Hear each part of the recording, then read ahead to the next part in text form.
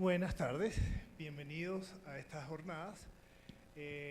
Como ya les dijo Alejandro, nuestro director del posgrado, mi nombre es Juan Carlos Correo y les voy a hablar de Social Network Analysis, dos casos de estudio y cómo estamos ahora haciendo investigación con redes sociales. Antes de empezar, me gustaría preguntarles quién en este momento no tiene su Facebook abierto en el celular. Que levante la mano. Poquitos. ¿Quién no tiene el correo electrónico abierto en su celular?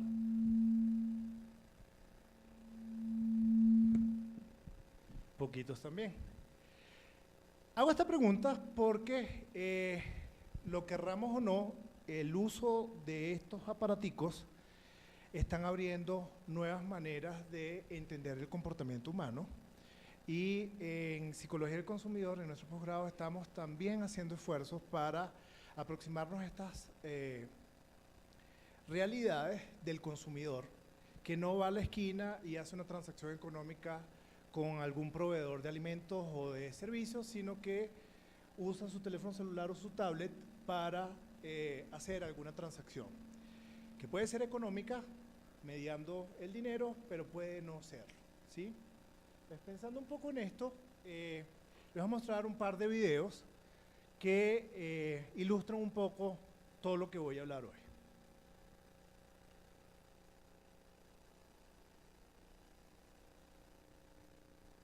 With Waze, you always get the fastest route, based on real-time traffic.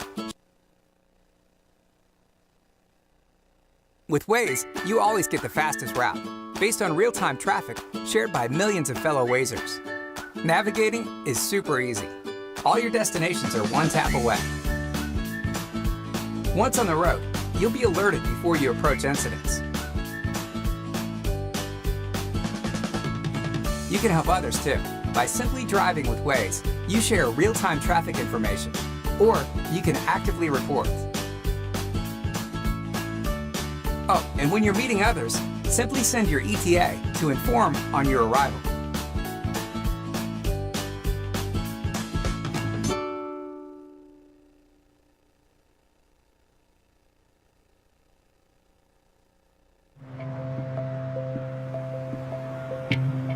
Cities are growing and changing, and this growth has an impact on how we get around.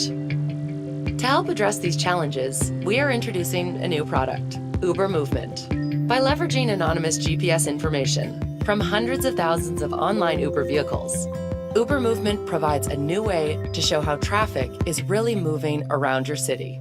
Uber Movement was designed in partnership with urban planners and transportation professionals, and provides powerful tools to analyze traffic changes over time. Over days, weeks, and years, patterns emerge and help inform decisions for your city. Uber Movement offers access to the insights you need to make smart choices for your city today and tomorrow.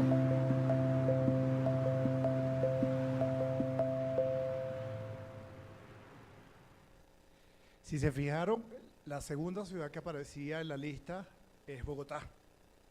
Entonces, estas redes sociales realmente están cambiando la manera como todos nosotros nos desempeñamos como agentes económicos, productores de prosperidad, pero también como consumidores que se ven involucrados en transacciones económicas y no económicas, gracias a que tenemos plataformas como estas que nos permiten interactuar con otras personas. Entonces, la motivación inicial de todo esto parte de esta misma realidad. Hay dos revistas de alto impacto que se especializan en publicar información científica de cómo se utilizan estas redes sociales. Ahí las ven, Cyber Psychology y Computers in Human Behavior. Toda la investigación que está publicada en estas revistas casi siempre tiene que ver con Twitter, Waze, Facebook, Instagram, Google Maps, etc. Lo que vamos a hacer es presentar cómo estas plataformas entonces le abren la oportunidad a los psicólogos y a los científicos sociales para estudiar el consumo desde la perspectiva de las redes sociales y de los datos que se pueden sacar allí. Puedo mostrar dos casos en concreto, uno que salió publicado recientemente este año, de datos que utilizamos con las elecciones regionales de Colombia que se hicieron en el año 2015, y una publicación un poquito más viejita sobre el uso de Twitter para la promoción de redes de apoyo para pacientes de fibrosis cística. Y ambos estudios tienen que ver con datos de Twitter. Para ponerlos un poco en contexto, en el año 2015 se celebraron las elecciones regionales de Colombia. Esto involucraba 140 candidatos aspirantes a gobernaciones y algo así como 3.000 y tantos candidatos a municipios, alcaldías. La idea era ver en este estudio qué hace que un candidato gane.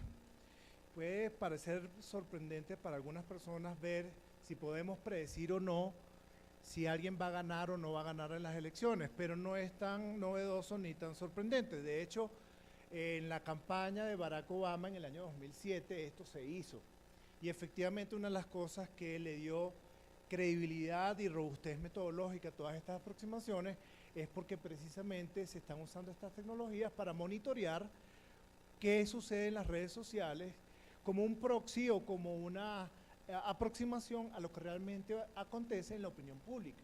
Entonces lo que queríamos era ver qué hace que un candidato gane o pierda en las elecciones. Entonces para eso buscamos dos informaciones. Una, el contenido del candidato en campaña electoral durante las 3 semanas previas a las elecciones, y otra, qué tanto era vista esa actividad en Twitter por vía de la cantidad de tweets y de la cantidad de retweets que le hacían en la red social.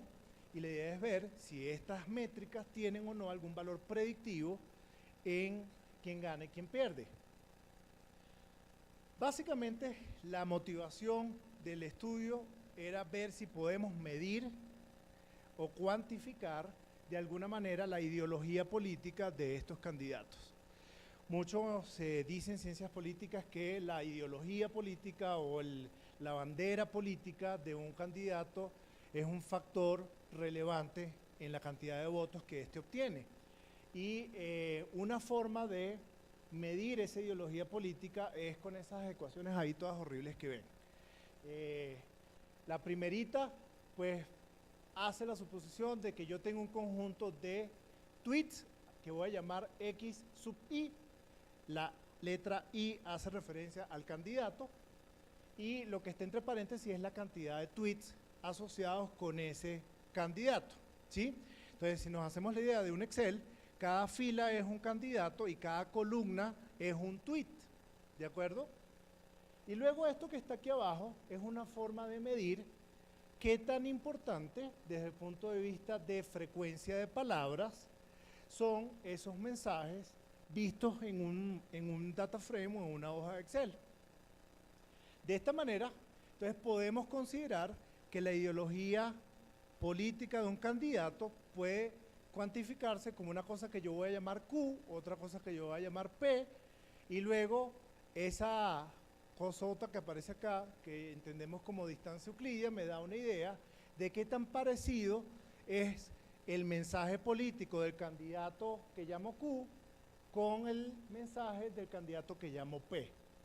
Y ahora, como tengo tantos candidatos, pues entonces aquí esto realmente lo voy a aplicar tantas veces como combinaciones de pares tenga, ¿de acuerdo? Y el resultado me va a dar un valor que mientras más cercano a 0, pues lo que significa es que el contenido de lo que escribe ese candidato es exactamente igual al contenido que escribe el otro candidato. Mientras más diferente de 0, en cualquier dirección negativa o positiva, pues entonces tanto más distintos son los contenidos de estos candidatos. ¿Cómo sacamos los datos? Bueno, construimos dos bases de datos. Una primera es con la información oficial de las elecciones regionales que está disponible en esta página web. Ahí aparecían cosas como el departamento de Colombia al que se estaba postulando el candidato, su tolda política, su nombre nombre y también efectivamente la cantidad de votos que recibió el candidato, la cantidad de votos nulos, votos en blanco, ¿y qué más? No, solamente eso. Eso lo hicimos con un software que permite al investigador sacar datos de la web de una forma ordenada, como para que quede en una hoja de tipo Excel, a partir de la cual luego se hagan análisis estadísticos. La segunda base de datos que construimos fue con ayuda de esta cosa que se llama el Twitter o TweetR Package, que fue desarrollada por un investigador recientemente. De hecho, mis alumnos en el posgrado vieron clases de este tipo de cosas que hoy en día están disponibles con un software estadístico que se llama R, que es súper versátil y se los recomiendo para que lo aprendan si quieren hacer cosas de este tipo. Es gratuito, corre en cualquier plataforma y puede hacer cosas mucho más bacanas de las que se pueden hacer con SPSS, Atlas-T o SPAT, etc. Valga la cuña, cerrada la cuña. Con este paquete, entonces lo que hicimos fue poner en una hoja de Excel, por decirlo de esa manera, todos los tweets de cada uno de esos candidatos. Ahora bien, en las elecciones había un total de 140 candidatos a gobernaciones. No todos ellos eran usuarios activos de Twitter. De hecho, solamente 52 de ellos mostraron una actividad vigorosa en la red social de Twitter como campaña política. Entonces, a estos 52 fue a los que analizamos particularmente. Desde el punto de vista estadístico, pues es una muestra representativa, casi un 40% de los candidatos que estaban participando en estas elecciones.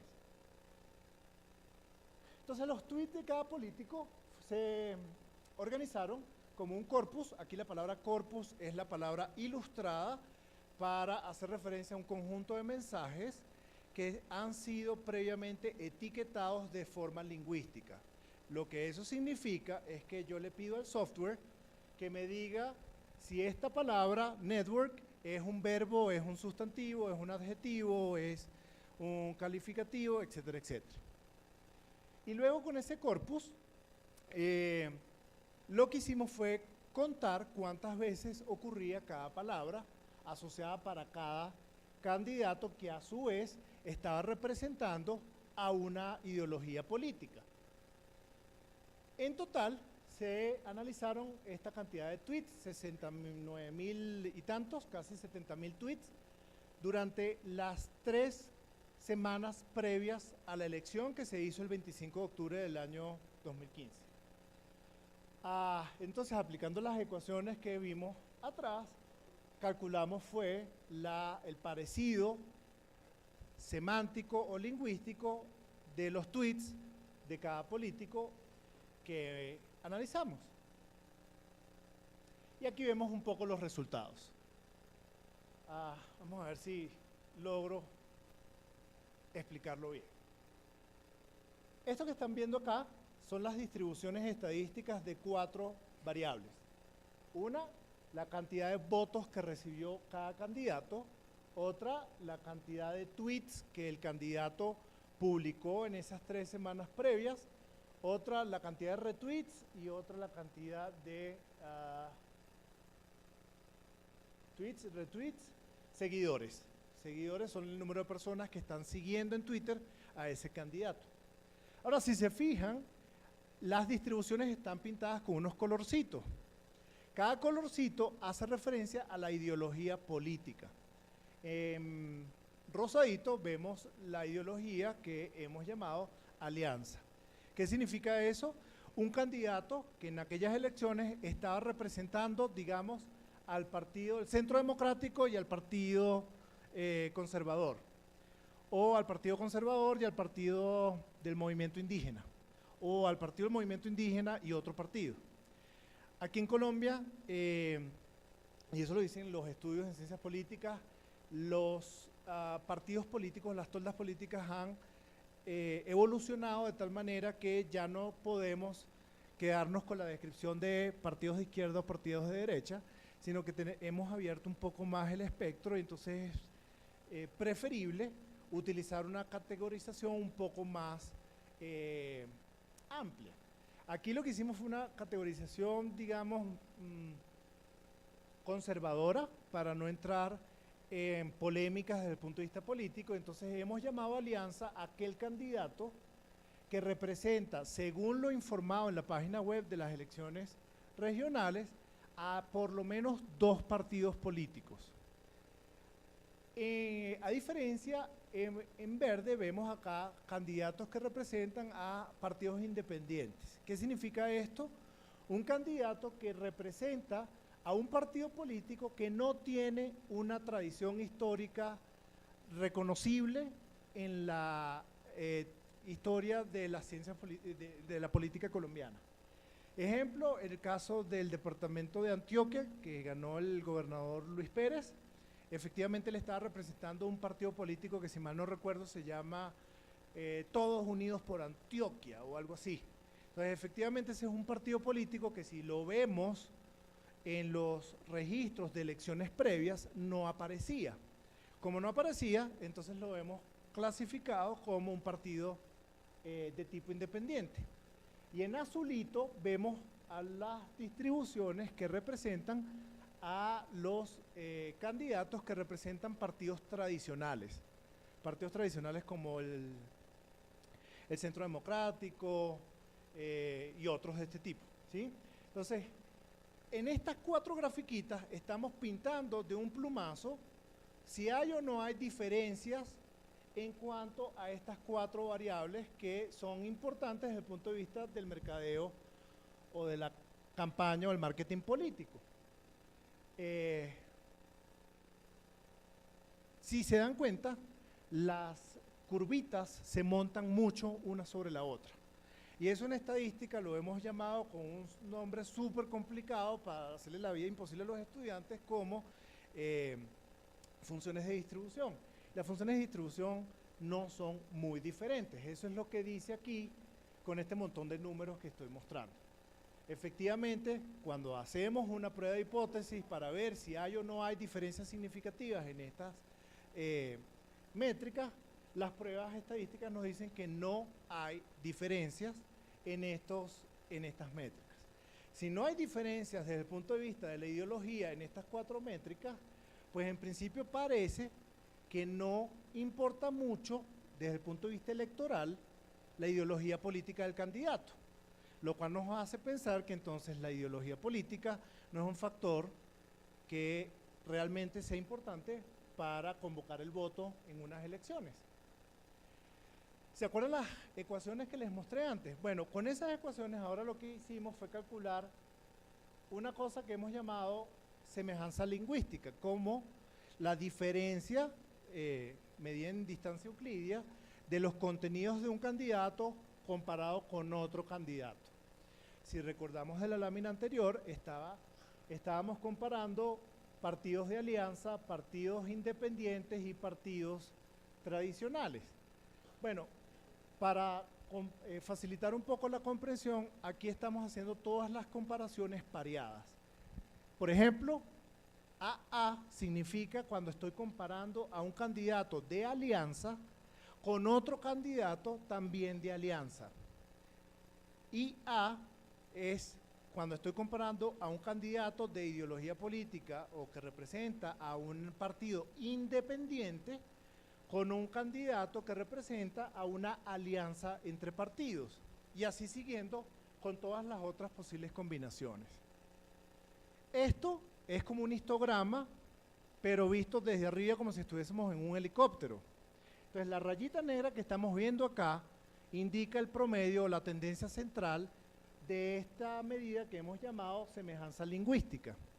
Para que efectivamente podamos concluir que existen diferencias importantes desde el punto de vista lingüístico o semántico de los mensajes de los candidatos, deberíamos haber observado que estas lineecitas negras están separadas una de la otra mucho entre sí. Pero lo que ocurre acá no es exactamente eso. De hecho, la línea negra en cada una de estas distribuciones está más o menos al mismo nivel que el resto de las otras líneas negras, con lo cual en efecto comprobamos que no hay desde el punto de vista de la minería de texto, ninguna diferencia en el contenido manifestado por los candidatos en campaña durante esas 3 semanas previas a las elecciones. Uy, y aquí la cosa se complica un poquito más. Para uno poder tratar de decir si hay o no hay alguna relación entre variables en estas cosas de consumidor o de ciencias, uno tiene que verificar que se cumplen ciertos supuestos. Uno de esos supuestos típicos, y cualquiera que haya visto estadística acá se lo debe saber ya de memoria, es que las distribuciones de las variables deberían ser parecidas a una curva normal. Y que si no lo son, entonces uno tiene que buscar otra forma de analizar los datos sin llegar a cometer los errores de utilizar modelos estadísticos que dependen de esa suposición. Pues bien, aquí efectivamente conseguimos un caso en donde las variables no son normales. Tanto es así que si vemos acá las nubes de punto de verdes, rojos y azules, nuevamente aquí el color hace referencia a la ideología política de cada candidato, vemos que esas cosas parecen más bien un garabato como de los que pudo haber hecho fácilmente mi hijo. Y eso, desde el punto de vista técnico, lo que significa es que no se comportan como una distribución normal y uno tiene que buscar alternativas para analizar estos datos y ver si efectivamente hay asociación importante en términos estadísticos. Y eso fue lo que en primer lugar hicimos con una cosa que se llama en la literatura la prueba de Shapiro-Wilk, que mide si la distribución se comporta o no como una distribución normal. Lo que aparece acá es que efectivamente ninguna de esas distribuciones se comporta de una forma normal y eso nos lleva a usar otras técnicas estadísticas que no son tan conocidas en la mayoría de los pensum de estadística o de psicología. Y lo que hicimos fue una cosa que llaman por ahí, ¿dónde está? No, esta cosa, un modelo de regresión kernel. Eso es, hablando muy rápidamente, la alternativa no paramétrica a una regresión múltiple, que no parte del principio de que las distribuciones de las variables predictoras y predichas tienen que ser parecidas a una normal. Pero la lógica es más o menos la misma. Busca establecer una jerarquía de importancia de variables predictoras para una variable predicha. Y lo que encontramos acá fue que el resultado nos muestra un 79% de explicación de los votos. Es decir, los votos que obtuvo cada candidato en estas elecciones regionales, solo analizados desde el punto de vista del número de tweets, el número bueno, excluyendo los votos, número de tweets, número de seguidores en Twitter, número de tweets publicados y la semejanza lingüística como predictores de si gana o no gana, terminan haciendo que efectivamente se pueda entender quién gana y quién pierde una elección considerando estos factores.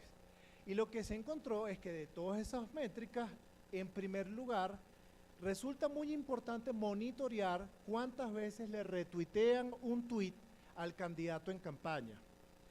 Eso que está entre paréntesis es el indicador estadístico de su importancia, pero muestra que efectivamente si queremos hacer un monitoreo político del candidato, pues en primer lugar hay que poner la lupa o el ojo, el microscopio en esta métrica del número de retweets. Y luego en segundo lugar en el número de tweets. Es algo contraintuitivo si lo queremos ver de esta manera, porque no me pueden retuitear algo que todavía no he tuiteado, ¿sí? Entonces, lo que llama la atención acá es que efectivamente la visibilidad política de un candidato en campaña viene dado más bien por el eco que le hacen los sujetos que lo siguen, que por el propio contenido de lo que el hombre o la mujer publica en su campaña. Ahora, lo interesante acá, digamos que esto ya de alguna manera lo pudiéramos haber anticipado desde el mercadeo, asumiendo que lo que importa para que le compren a uno el producto es la plaza, o el precio, o el producto. Es la visibilidad del producto lo que hace que efectivamente se compre. Pero lo que llama la atención acá es que lo ideológico y la cantidad de gente que sigue al político en la campaña no pintan ningún rol a la hora de predecir si gana o no gana un candidato. El segundo caso es también hecho con datos de Twitter, pero con otra óptica que no tiene nada que ver con psicología política. Fue publicado hace ya 3 años. El autor principal, este colega, actualmente está trabajando con nosotros, a distancia por supuesto, para otra cosa que les voy a comentar más adelante. Lo que hizo fue tratar de ver qué hace que la gente que usa Twitter con fines de buscar apoyo psicológico o farmacéutico o de información, lleve a que la gente propague sus mensajes en Twitter con el propósito de construir comunidades en Twitter, en este caso particular, comunidades terapéuticas. No es que le voy a hacer psicoterapia a la persona por Twitter mandando un montón de tweets, pero sí es para decirle dónde va a conseguir el medicamento a menor precio o quién es el mejor doctor de la ciudad que hace tratamientos para la fibrosis cística y así siguiente. Brevemente, la fibrosis es una condición médica degenerativa, no es tan popular, pero cuando afecta a la persona, pues la calidad de vida de esta se ve verdaderamente mermada. Entonces, la motivación de este estudio fue ver qué es lo que los familiares, amigos y la gente en general hace que hablen de esta enfermedad en los medios sociales, y si hablan de eso, ¿cómo es que hablan de ello? Pero los autores identificaron un montón de usuarios que estaban siguiendo a una cuenta de Twitter que se especializa particularmente en divulgar información médica para tratamientos de esta enfermedad. Y lo que hicieron fue sacar los datos de las publicaciones de estos usuarios. Calcularon, entre otras cosas, pues, una cosa que llamaron el promedio de tweets por día. Ya voy a explicar en qué consiste eso. Este usuario, especializado en transmitir información específica de la fibrosis, tenía en el momento del estudio un total de 3 millones de seguidores. Entre el 14 de febrero, Día de los Enamorados del año 2013, y el 23 de agosto del 2013. Obviamente, recolectar datos de 3 millones de usuarios, habiendo cada usuario publicado una cantidad X de tweets, es una cosa grandota. Entonces ellos lo que hicieron fue calcular ese promedio de tweets por día para normalizar la variabilidad de esa métrica y quedarse con un pedacito de los tweets que sea representativo de ese montón de gente que está hablando en esta comunidad. Entonces se quedaron con 282.000 y tantos tweets y se descompusieron finalmente en 2 pedazos de 141.000 para poder hacer análisis del contenido de lo que se habla en esta red. Ellos, a diferencia del estudio anterior, usaron un paquete que también es gratuito, lo pueden descargar fácilmente, se llama Chorus, solamente corre en Mac y en Windows y es bastante chévere para hacer este tipo de cosas. Lo que estamos viendo acá, que parece como un arbolito de Navidad visto desde arriba, realmente no es un arbolito de Navidad, sino que es un árbol de términos, donde lo amarillito que está acá es la palabra. Si lo vemos aquí con un poquito de mayor grado de detalle, pues lo que estamos viendo acá, aunque no se ve muy bien, créanme que ahí dice la palabra órgano, ¿sí? Entonces ellos lo que hicieron fue ver cuáles son las palabras más asociadas con la fibrosis en el conjunto de datos que les acabo de mencionar. Y luego calcularon a qué distancia está la palabra órgano de cualquier otra palabra que se menciona en ese montón de tweets que analizaron. Claramente, mientras más distante está una palabra de otra, por ejemplo, aquí creo que aparece tratamiento, quiere decir que esa palabra no es tan importante para la comunidad como sí lo es la palabra órgano. Y esto ayuda a entender un poco sobre todo para las compañías farmacéuticas que quieren hacer marketing en redes sociales, cuáles son ese conjunto de palabras que debe incluir en su advertisement para que la persona rápidamente lo capte. Es decir, esto es una forma de detectar qué debo yo mencionar en mi campaña publicitaria para que me vean, en función de lo que de manera natural se va comentando en la red social. Aquí vemos un ejemplo de 4 tweets particulares. @CFC Charity, esta es la cuenta de Twitter que analizaron en el estudio, de la cual sacaron sus seguidores en Twitter para hacer el análisis. Hoy es el cumpleaños número 30 de mi hermano. Él tiene fibrosis y necesita un doble trasplante, necesitaba un doble trasplante de pulmón hace un año que pudo haberlo salvado. Necesitamos más conciencia. Retweet, @CFS Software. Esta semana es la semana del trasplante. Todavía estoy aquí porque necesito un donante de órgano. Por favor, firma la petición de donante de órgano.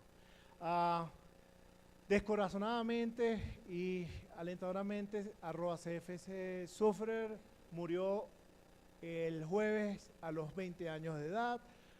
Un trasplante pudo haberla salvado.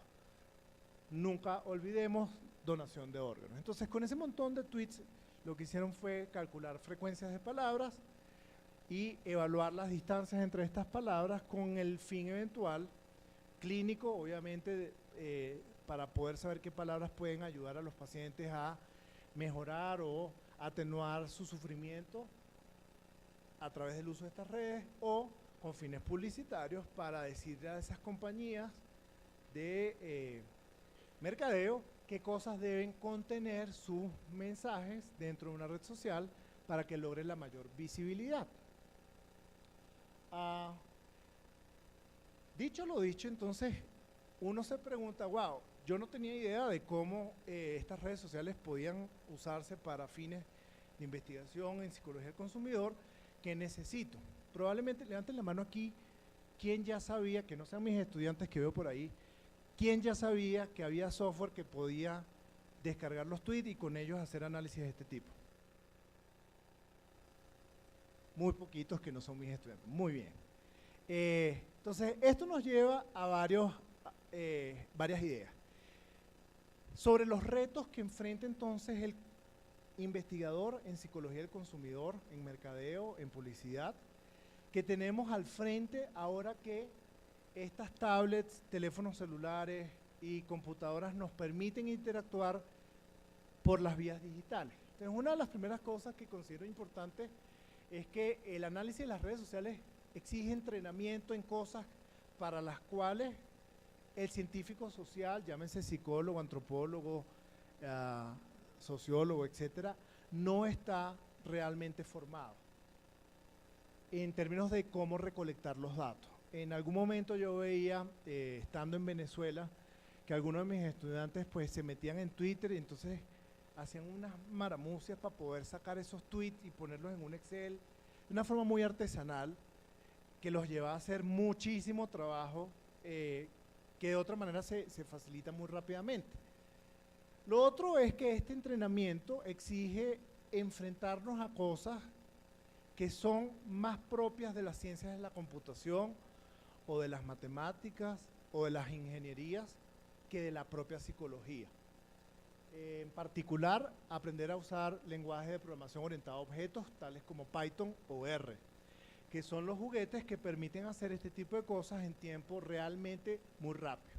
Hago un paréntesis acá, la serie House of Cards, no sé si saben cuál es, que es la serie esta que muestra a un político que llega a ser presidente de los Estados Unidos. En uno de sus capítulos muestra que el tipo está debatiendo con otro en una entrevista de CNN y el hombre contrata a un experto en minería de datos para que en tiempo real él haga el monitoreo de Twitter y de Facebook para saber lo que la gente está comentando de lo que dice el uno y de lo que dice el otro. Y mencionárselo por aquí rápidamente y por mensaje de texto, di esto para que la gente te aumente el apoyo, y efectivamente esas cosas se pueden hacer. Pero naturalmente no pueden hacerse con las herramientas que, y hablo a título personal, yo aprendí cuando estaba estudiando psicología. Estas cosas se hacen con herramientas que son más propias de la ciencia de la computación o de la ingeniería, Python y R en particular. Además, se demanda un conocimiento bien fundado en estadísticas y en minería de datos, que nuevamente exige saber un montón de estadísticas para poder entender cómo es que analizo los datos, qué técnica es mejor que otra para poder concluir si es o no importante una palabra dentro de un conjunto de palabras en un corpus de tweets o de posts en Facebook o de fotos, etc. También es importante desarrollar algunas herramientas en ciencias de datos, es decir, aprender a programar, aprender a limpiar los datos, a preprocesarlos, a integrarlos con otros datos y poder funcionar de manera que sean los datos existentes quienes nos digan cómo funciona la realidad. Y aquí se plantea una forma de hacer investigación que es claramente distinta a la forma en que hacemos o como conocíamos se hacía investigación antes del auge de todas estas cosas. Nosotros aprendimos que investigar era coja la teoría, deduzca de ella las relaciones entre variables y las hipótesis que me ayudan a entender el fenómeno y haga la prueba de hipótesis para confirmar o para refutar si efectivamente se cumple o no se cumple la teoría. Eso en filosofía se llama seguir el método hipotético deductivo. Tengo un montón de hipótesis y las someto a prueba estadística para saber si se cumplen o no. Este tipo de aproximación no sigue esa forma de hacer investigación, porque ahora son los datos los que me hacen plantearme hipótesis. Bueno, esto de alguna manera pudiera asemejarse a lo que desde otros ámbitos, por ejemplo, se conoce como la teoría fundamentada. Es sacar datos de lo que voy observando en la realidad. Y efectivamente, con estas aproximaciones se complementa muy bien lo que con la aproximación hipotética deductiva hemos venido haciendo durante tanto tiempo. Y claramente el trabajo interdisciplinario con físicos, matemáticos, ingenieros y otras gentes de ciencias naturales que domina un poco todo ese lenguaje formal del cual nosotros no tenemos tanta experiencia o experticia para plantear hipótesis. Este tipo de retos, crean o no, son en la práctica bastante demandantes, porque incluso el propio lenguaje puede ser o un elemento que facilita el trabajo o por el contrario un elemento que lo obstaculiza. Si hablas con un lingüista y le mencionas la palabra corpus, muy probablemente él entienda una cosa completamente diferente a lo que está entendiendo el ingeniero computacional que hace lingüística computacional. Y estas diferencias de comprensión son bastante frecuentes en el trabajo interdisciplinario, sobre todo cuando estamos trabajando con gente que no comparten nuestra misma formación de ciencias sociales. ¿Qué sigue? Bueno, hay un montón de cosas en la literatura que se han hecho. Yo acá les comento un poco lo que estamos tratando de hacer hoy en día. Este papercito que están viendo acá ya fue aceptado para un congreso de sistemas complejos ahorita en septiembre en Cancún, México, y pues lo que estamos haciendo es entender cómo funciona el servicio de domicilios de comida, que aquí en Bogotá hay hartos sitios en internet por el cual uno puede pedir comida, con relación al tráfico de Bogotá. Para nadie es un secreto que el tráfico aquí en Bogotá pues no es precisamente uno de los elementos más atractivos de nuestra ciudad, y que efectivamente a todo el mundo le da un dolor inmenso existencial de tener que saber que hay que pararse a las 5 de la mañana para llegar a las 7 de la mañana a tal sitio, a tal oficina, etc. Y sabemos que por esa misma razón física de que ya las vías están congestionadas, que el Transmilenio parece no servir, que el Uber o el taxi son muy costosos, etcétera, la gente está cambiando su forma de consumir. Y esa forma y ese cambio, entre otras cosas, involucra a lo que comemos y cómo lo comemos. Por eso ha florecido todo este tema de los servicios de domicilios. ¿Quién no ha pedido domicilios aquí esta semana? Levanten la mano. Muy poquitos, lo cual muestra que efectivamente casi todo el mundo está usando domicilios para poder nutrirse. Entonces, ¿qué hicimos? Bueno, ya vimos en el primer video cómo Waze nos dice cómo está funcionando el tráfico. Aquí las lineecitas nos muestran si hay o no hay trancón. Mientras más rojo, más trancón, más berraco el trancón en la calle. Si es más clarito, menos fuerte el trancón. Entonces, esta información que está acá en Waze, ya tenemos maneras de ponerla en un Excel. Y ponerla en un Excel cada minuto. Y con cada minuto saber cómo está el tráfico a la escala de Bogotá, minuto a minuto. Y con eso, luego lo comparamos con páginas de tipo domicilios.com o Rappi o cualquiera de estas, para efectivamente tratar de entender si la manera o la frecuencia en que se usan estos servicios tiene o no tiene que ver con la dinámica de tráfico tal y como es captada en Waze. También Google Maps nos permite hacer eso. Ahora, lo chévere de esto, y vinculando un poco con lo que mencionaba en la lámina anterior, es el reto que supone para nosotros hacer un trabajo de esta envergadura. Mi máquina tiene 16 GB en RAM con un Core 7 de cuarta generación, con 4 núcleos que permiten hacer un trabajo de 8 procesamientos por proceso.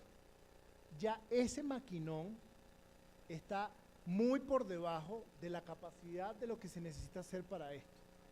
Afortunadamente hay herramientas en línea que nos permiten hacer un procesamiento de este tipo de información con las dimensiones que esto implica, pero luego viene todo el tema de los detalles particulares del caso.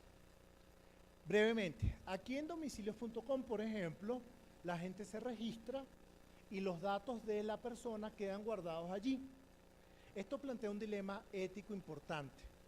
Es que tú estás hackeando los datos. No, se pudiera hacer, efectivamente, pero desde el punto de vista ético no es posible. Entonces, un reto está en saber cómo yo genero un dato que sea parecido a la ubicación del cliente, pero que me permita cumplir con el propósito de la investigación.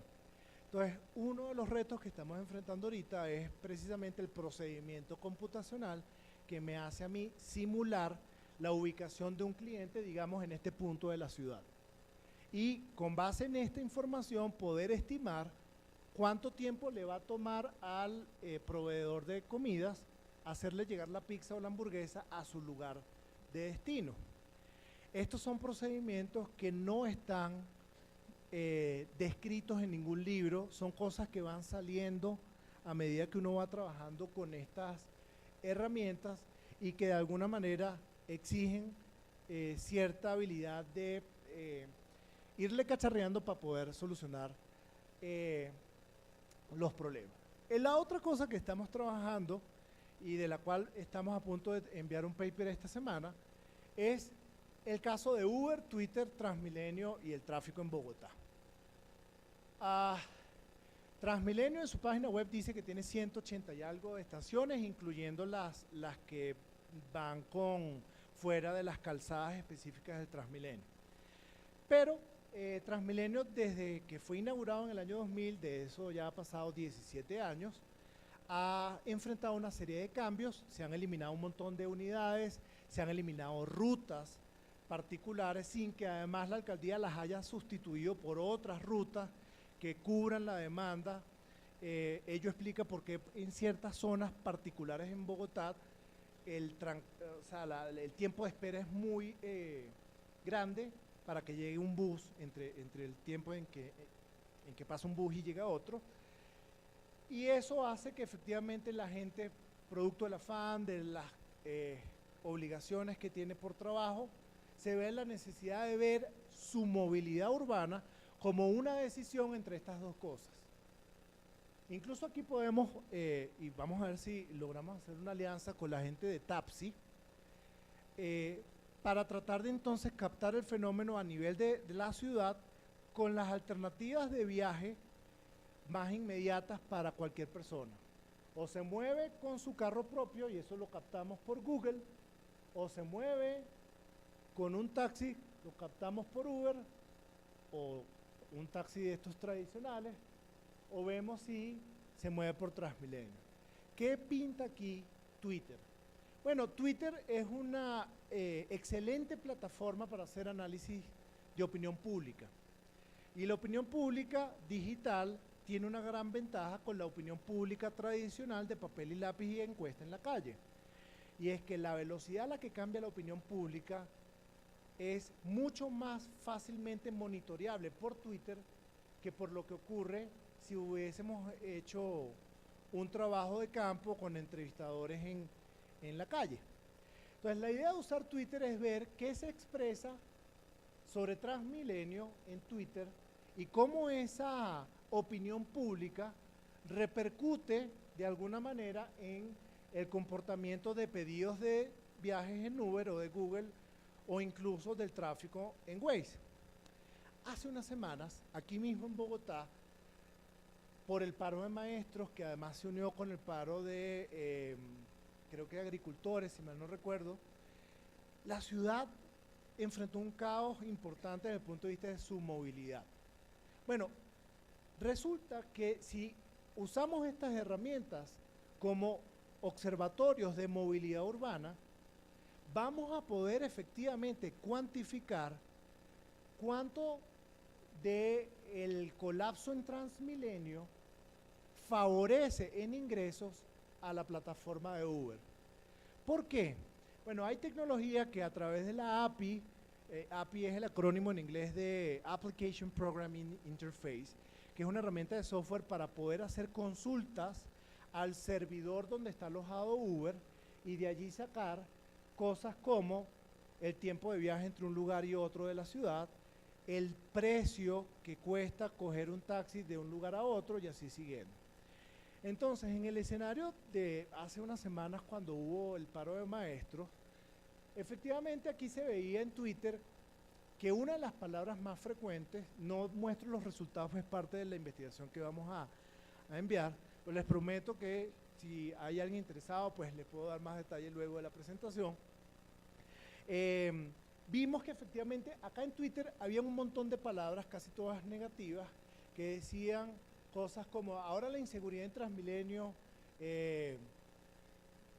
está desatada, y ponían la foto de una persona como extrayéndole el celular de la cartera a otra. El Transmilenio y sus transbordos no sirve para nada y cosas por el estilo.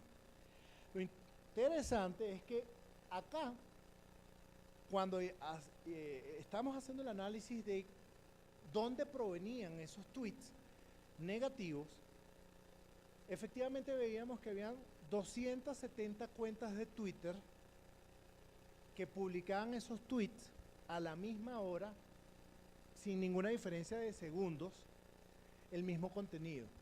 Eso se llama cyber attack y existe, creo que cualquiera ha escuchado la palabra. Son robots que se utilizan para que el robot mande información por Twitter cada cierto tiempo.